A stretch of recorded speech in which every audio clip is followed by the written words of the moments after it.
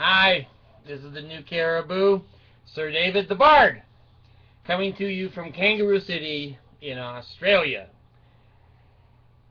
Down under. When I was younger, down under meant something very different. Anyway, I'm living down here with the kangaroos, avoiding the Mormons and the Danites, and down here sometimes we get a little TV, not a lot, but I happened to see on TV the other day this Christian mingles. Now, not jingles, mingles, where you kind of get together with people, like on the internet, you go to look for a husband or a wife. And now I have to admit, the Bard don't lie. You can't make me lie. Well, how much money do you have? Anyway, I met my wife on LDS singles, and she was in the Philippines. I was in the United States in those days, and we're both down here now in Kangaroo City. And we've got our herd of kangaroos. We're trying to make money. We round them up with four-wheel drive vehicles into a fence, and then we try to sell them to Americans. But there's not that many Americans that want a kangaroo. Anyway, these dating sites, especially, I'm thinking too, oh God, what was the other one I used? I got onto, God, I can't think of the name of it. I hate being old. But anyway, I got onto one to check Mercy out, and it had like 500 questions to find out what kind of a person I was, and it said it had millions of people, and that, they'll send me my matches. Well, I finished the questionnaire and pushed the button, and it said, "Screw you. There ain't a match for you on this planet." Whoa! 2 million people and you can't find one? So anyway, I just blame the dating agency. They obviously didn't know what they were doing. Well, I couldn't get an American girl to marry me anymore, so one reason I went to a third world country. But those girls were desperate.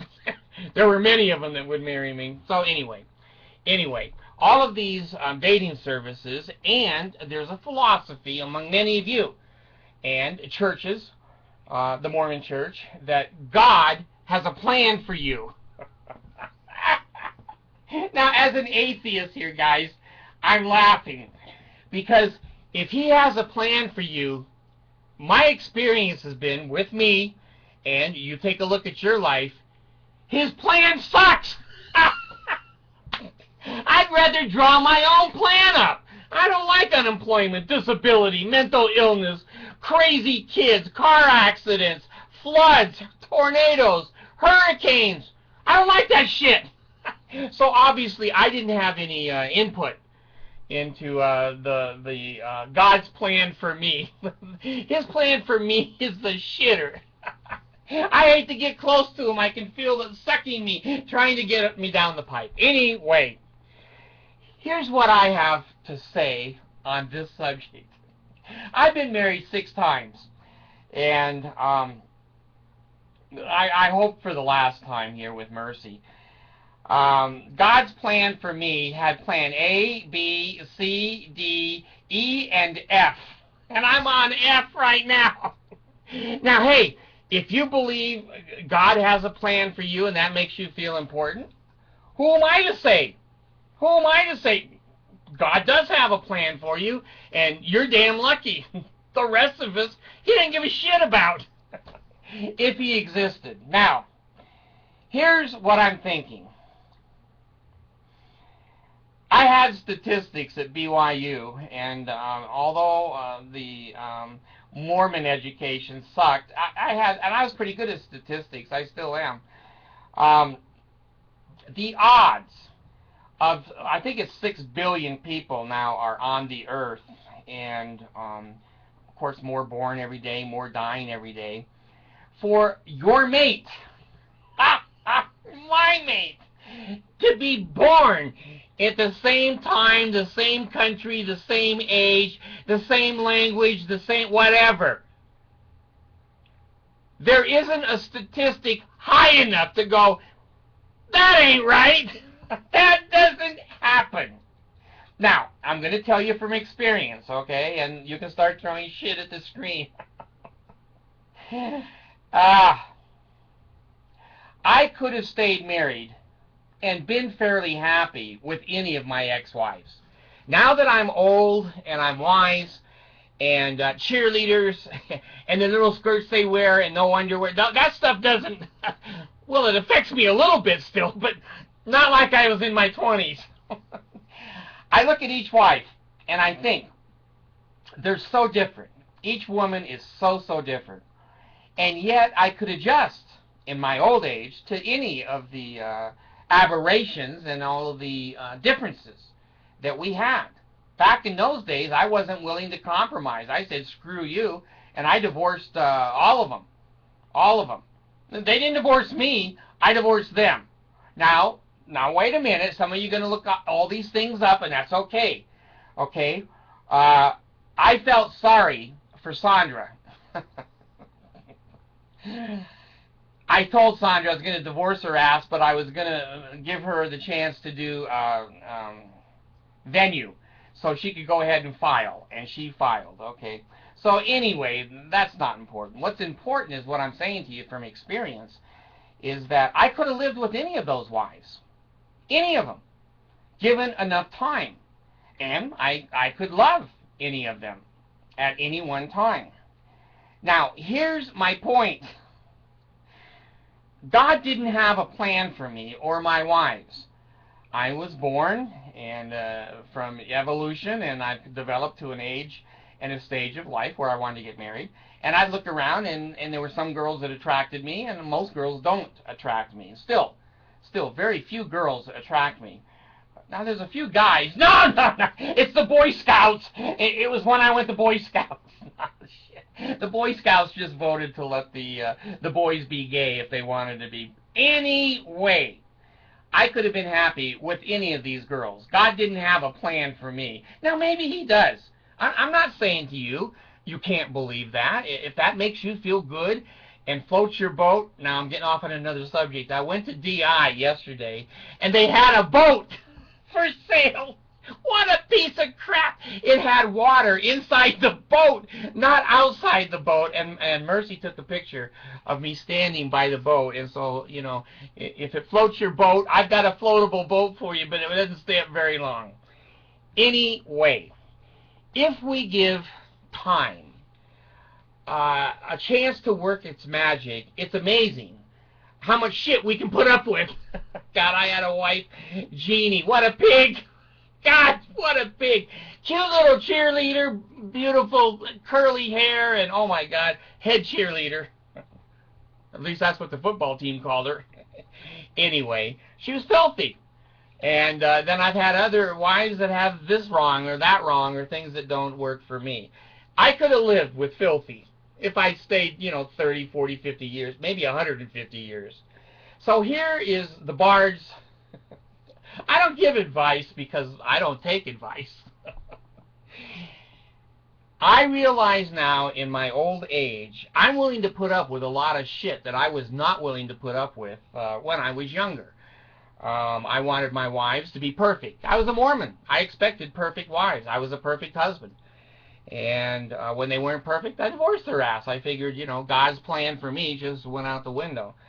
So I don't think that there's a God's plan. I think what there is a lot of people in the world.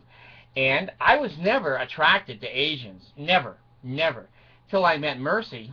Good Lord. Now every Asian girl, Chinese, Japanese, Vietnam, Singapore, Malaysia, I don't care. They're just, to me, the most beautiful group of girls. And I've changed.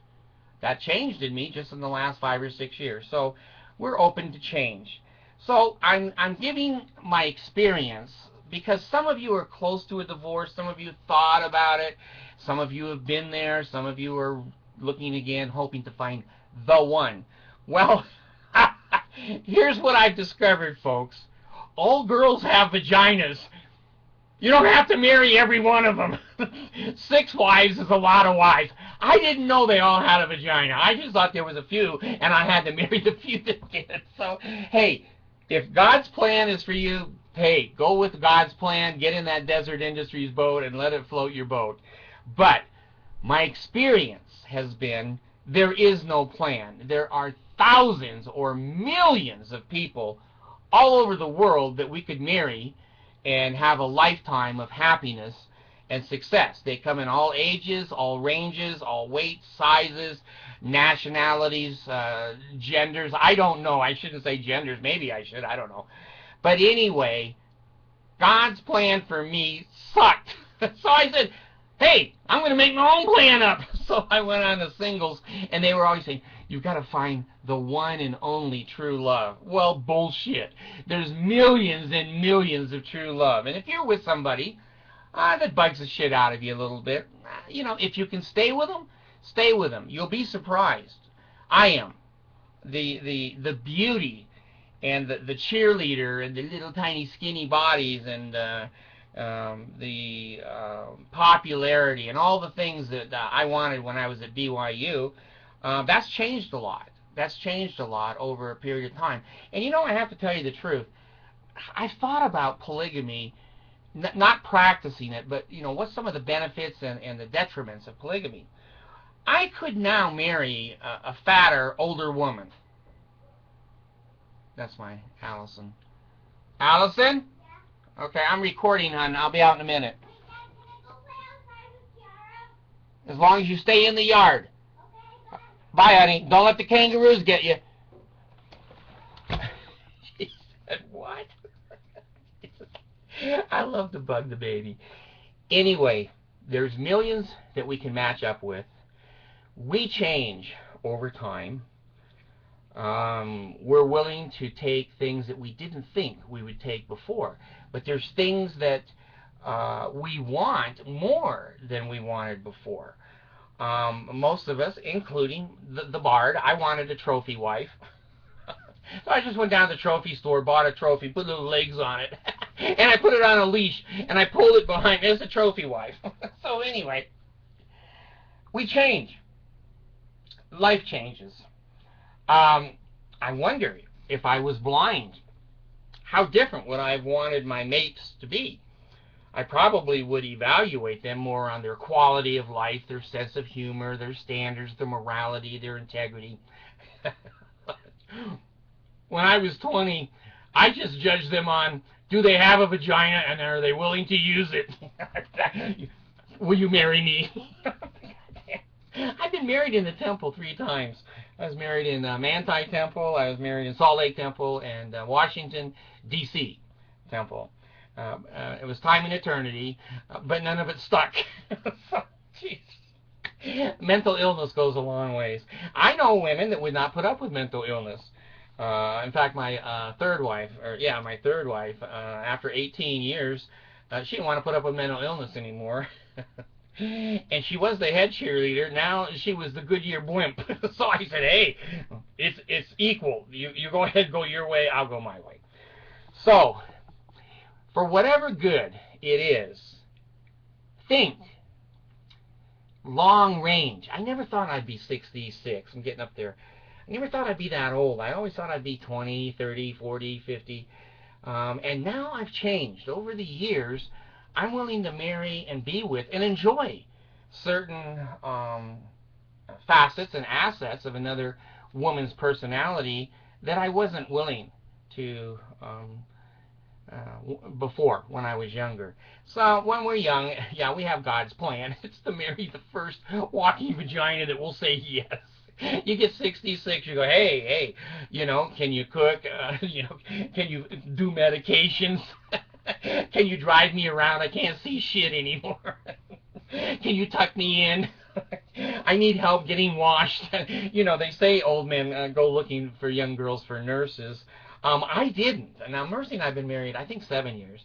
I was like 57 or 58 when I married her. And now that I'm getting older, now I see why old men, which I guess I'm old. I can't tell. In my head, I'm not old. I look at the body and I go, shit, look at that. Anyway, our goals and our desires and wants and dreams and comforts all change. You know, when I was in my 20s, damn, I had Corvettes, I had two Z28s, I had Cadillacs, and I had 57 Chevy restored, and you know, that was important. And I'd hang my hand out the window, and I'd drive around town and saw the girls, and I'd wave. That was important shit. And any girls that waved back, I'd yell, "Do you have a vagina?" So none of them thought I was very cool. So anyway, now that I'm in my mid or going on my late 60s, there's different things. There's different things. Mercy came in last night. I have this reclining chair. And Mercy's a very independent girl, and I'm glad, because no other girls have been able to handle me, but she can kick my ass. And she owns the house, she owns the cars, she owns the credit cards, and she tells me, you know, knock it off, Bart, or you'll be out under a tree with nothing to drive. I go, yes, ma'am. Yeah, I just bow my head and say yes. She's so damn cute. Well, I was sitting there in my big, comfortable chair, and she came. She's so tiny. She's only, I don't know, 5 foot or something, and she weighs like 108 pounds, and she's getting old now, 43. So anyway, she curled up on the chair with me like a baby, and I just held her, and we watched a movie together, and we're not real historically affectionate that way. But she wants it now, and I want it now, and we've changed. We've changed, and that was a blast. It really was. It was cool to just sit there and hold her and watch something together and enjoy it. So, summary. If you can stand anything that's going on, let it go by 8, 10 years. When the kids are gone and he or she gets older, they get a new job, many times we just drop our standards of what we think we want down to an area that maybe will fit them. So if you can hang in there and stay in there, go for it. If you're already out, don't be waiting for the one. The one does not exist. Homie, don't play that. Find somebody that meets most of your expectations, somebody that you have a little chemistry with and a lot of fun with. Mercy and I, we just laugh our ass off all the time. And we just have damn more fun. And I got to tell you, we went to Desert Industries the other day, and she hates me to go in there because she thinks I'm going to buy junk, which I do. So she goes in with me, and I told her, I said, Mercy, you never know what you're going to find in DI, Desert Industries. It's a thrift store. Someone wrote to me from another country and said, what the hell is DI? It's a thrift store that the Mormon Church owns. And you go in to get screwed. You pay prices, take shit home, it doesn't work. All right, so we go in, and we're looking around, and I wanted to build a window with a beautiful view out of it in the shower. So when you're standing in the shower, it looks like you're looking out over the Alps and the valley and the bears and something very beautiful for her private bathroom. And we found a picture in a frame. Perfect, just exactly what I wanted to put on her shower and to give it the illusion that there's a window there. Well, the picture was the Bountiful Temple. Now, the Bart peed his pants, and Mercy's going, I want this, I go, no, we're not putting a temple in the Bart's house. People will kill me, they'll laugh at me. She said, well, if the Danites come, you can show them that picture. Maybe they won't cut your head all the way off, just dangle it. So anyway, I told her, I said, you know, you have been so good to respect me turning atheist and letting me raise our children atheist, and I want to respect your religion. That's a new idea for me. So I said, hey, honey, listen, it's your bathroom. If you'd like me to hang this beautiful picture up, it is a beautiful picture of the temple. And so she said, yeah. So now when I go into the bathroom, I just don't wipe very well, and when I go by the picture, I just put a few germs on it as I go by. She said this morning, why is there streaks on that new picture? I cleaned that. So anyway, we have a picture of the Bountiful Temple in the bathroom. That doesn't intimidate me or my children. She likes it because she's a returned missionary. So like I said, things change, folks. Your partner can and will change. I used to be terrible. I used to slam doors, yell, scream, everything like that. Well, now I don't scream much. I'm too weak, too old. No, my meds hold me pretty well. I don't slam doors, scream, when the kids go crazy, I go crazy. I'll tell you that still. But anyway, if you can stay with a partner, stay with them. Life will be better. Believe me, divorce is a bitch. No one wins in a divorce. Kids, well, husbands, wives, no one wins in a divorce. Take it from the Bard, I know. If you are divorced and you're looking out there, you'll bump into someone in the store, a hamburger stand, or go to a play or a concert or church and meet someone, and yeah, they don't match what you thought of when you were 20. Now you may be 45 or 55. It's going to be a different person that you're willing to be with and be happy with. So anyway, there's the Bard's advice. I think I'll go down and smear that picture one more time. Make sure the kids can't see it's a temple.